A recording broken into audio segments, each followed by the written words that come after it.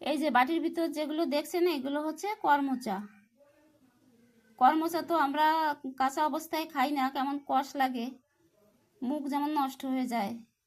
বেশিরভাগই আমরা মানুষ পছন্দ করি না করমচা, কিন্তু এইভাবে যদি ডাল দিয়ে খেয়ে দেখেন ভীষণ ভালো লাগে। এই দেখেন মুসুরির ডাল দিয়ে আমি টক ডাল করেছি করমচা দিয়ে, গোটা গোটা করমচা। এই যে আমি নুন হলুদ দিয়ে জল দিয়ে এইভাবে রান্না করেছি ডালটা। আর শুকনো লঙ্কা, তেজপাতা, সর্ষে ফোড়ন দিয়েছি। খেতে কিন্তু ভীষণ ভালো লাগে।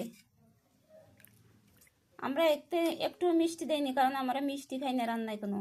যারা মিষ্টি পছন্দ করেন তারা একটু মিষ্টি দিয়ে নেবেন, দেখবেন খেয়ে অনেক সুন্দর লাগে। তো আমার মতন কারা কারা এই করমচার টক ডাল খেয়েছেন অবশ্যই আমাকে জানাবেন।